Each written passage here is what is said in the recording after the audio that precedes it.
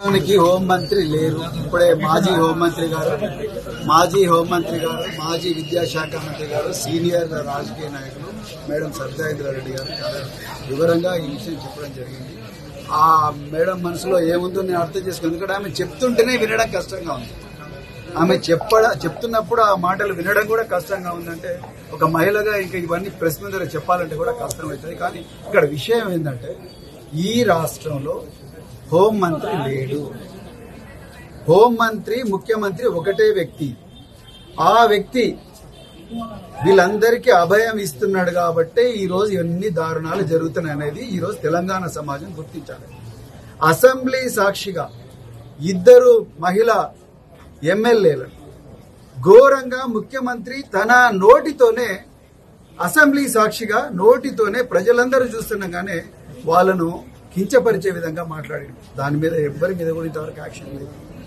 రాష్ట్ర వ్యాప్తంగా ఆందోళనలు జరుగుతున్నా కూడా ముఖ్యమంత్రి గారి నుంచి ఈ విషయంలో స్పందన లేదు.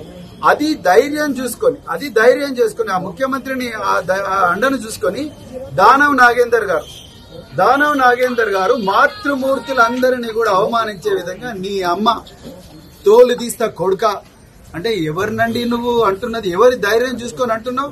స్పీకరు ప్రేక్షక పాత్ర వహిస్తున్నాడు. దానవ్ నాగేందర్ గారు మీ అమ్మ అని చెప్పి అమ్మలను తిట్టుడు, కొడుక అని తిట్టుడు, తోలు తీస్తా అని తిట్టుడు. అసెంబ్లీ సాక్షిగా ప్రజలందరూ దీనికి ఎక్కడి నుంచి ధైర్యం వస్తున్నది? ఎవరిస్తున్నారు ఈ ధైర్యం? ఫ్రెండ్లీ పోలీసింగ్ కాదు, మేము లాఠీ పోలీసింగ్ అంటే ఇదేనా మీరు ఇచ్చే లాఠీ పోలీసింగ్? మరి ఎక్కడ పోయిన శ్రీరాముల శ్రీనివాస్ అనే ఎస్ఐ కానిస్టేబుల్ వేధింపులు చేస్తున్నారని ఎంట్రీని దాగి చచ్చిపోయాడు. అశ్వరావుపేట ఎస్ఐ. భూపాలపల్లిలో ఒక ఎస్ఐఏ ఒక మహిళా కానిస్టేబుల్ మీద అత్యాచారం చేస్తాడు. ఎస్ఐ మహిళా కానిస్టేబుల్ మీద అత్యాచారం చేస్తే ఇంకా మీరు ఎక్కడ కంచె చేయని వేస్తే ఎవరి దగ్గరికి పోవాలి? వీళ్ళందరికీ అభయం ఎవరిస్తున్నారు? వాళ్ళందరి మీద యాక్షన్ ఎందుకు తీసుకుంటలేరు? 4 రోజుల నుంచి 5 రోజుల నుంచి ఒక మహిళ పోలీస్ స్టేషన్ లో, లెక్క ప్రకారం అయితే మహిళలను పోలీస్ స్టేషన్ లో 6 తర్వాత ఉండకూడదు. అది చట్టం చెప్తున్నది. 6 తర్వాత ఏ మహిళ కూడా ఉండకూడదు. పొద్దుటి పూట వాళ్ళని ఇంట్రాగేట్ చేసేటప్పుడు కూడా కంపల్సరీ మహిళా ఆఫీసర్లే ఇంట్రాగేట్ చేయాలని చెప్పేసి ఆనాటి ఐపీసీ చెప్తుంది. ఇప్పుడు కొత్తగా వచ్చిన బిఎన్ఎస్ఎస్ కూడా అదే చెప్తున్నది. మరి ఎక్కడ పోయిండ్రు సూపర్వైజరీ ఆఫీసర్లు? ఎక్కడ పోయిండ్రు డిఎస్పీలు? ఎక్కడ పోయిండ్రు డీసీపీలు? ఎక్కడ పోయిండ్రు అడిషనల్ కమిషనర్లు? వీళ్ళెందుకు ఎవరు మాట్లాడతలేరు? మరి అదే 2,400, 5,000 కోట్లు, 6,000 కోట్ల కుంభకోణాలు చేసిన వాళ్ళని తీసుకొచ్చి ఇట్లా ఇంట్రాక్ట్. సో ఇవన్నీ మరి చూడాలంటే ఇక్కడ వీళ్ళకి సదుపాయాలు లేవు. ఇంతకుముందు డాక్టర్ ఎం జగన్నాథ్ గారు అదే అడుగుతున్నారు, ఆయన డాక్టర్ కాబట్టి. సో అవన్నీ సదుపాయాలు లేవు. మరి హైయర్ సెంటర్ కి పంపించవచ్చు కదా. కనీసం ఒక్కరు కూడా ఈమెను ఇంత టార్చర్ గురైన మహిళ లోపల కనిపించలే దెబ్బలున్నాయి.